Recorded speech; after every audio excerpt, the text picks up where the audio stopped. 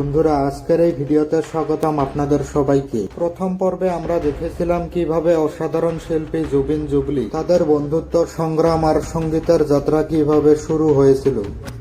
আজ দ্বিতীয় পর্বে আমরা জানবো তাদের সেই সব অবিস্মরণীয় গানের গল্প, যে গানগুলো শুধু মানুষের হৃদয় ছুঁয়ে যায়নি, বরং বদলে দিয়েছে অসমীয়া সঙ্গীতের ইতিহাস। যুগে যুগে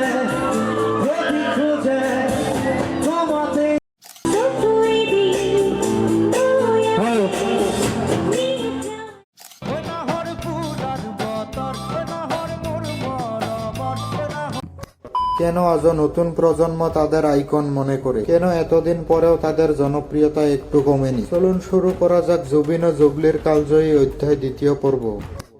মন সিঙিলিয়া দেহা মনু তলা মন উরু উরু করে ও জুবিন আর জুবলী মানেই ছিল হিট গানের নিশ্চয়তা।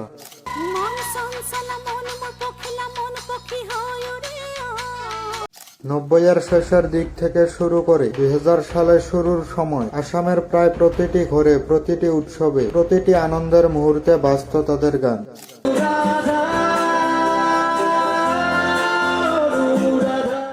বিশেষ করে বিহুর সময় তাদের গান ছাড়া যেন বিহু অসম্পূর্ণ থেকে যেত।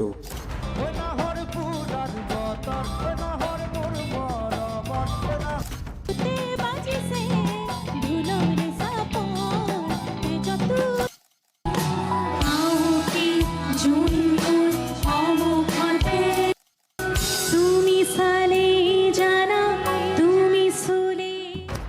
জুবলীর কণ্ঠে সেই মায়াবী টান আর জুবিনের অসাধারণ কম্পোজিশন, এই দুই সঙ্গীত শিল্পীর কণ্ঠে তৈরি হয় এক অন্যরকম মিউজিক।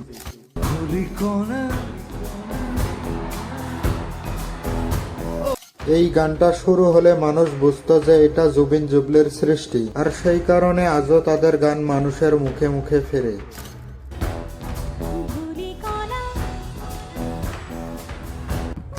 মঞ্চে তাদের কেমিস্ট্রি ছিল অসাধারণ, তেমনি স্টুডিওর ভেতরে ছিল তেমনি দুর্দান্ত বোঝাপড়া।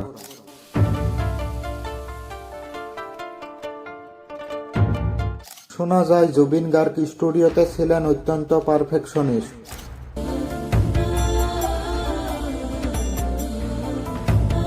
বন্ধুরা, জুবিন জুবলী একসঙ্গে গান মানে সুপারহিট।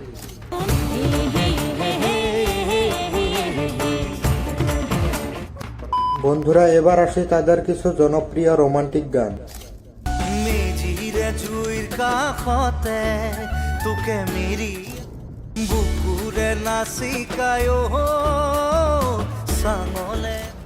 তারা অসমীয়া লোকগীতকে এক নতুন রূপ দিয়েছে। গ্রামের মাটির গন্ধ মাখা সুর, তার গানের সাথে আধুনিক বাদ্যযন্ত্রের ফিউশন।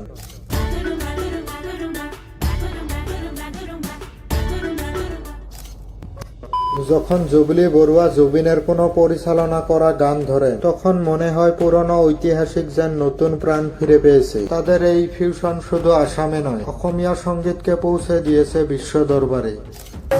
যে দেশে সে না জানা মানুষ কোনো নাই।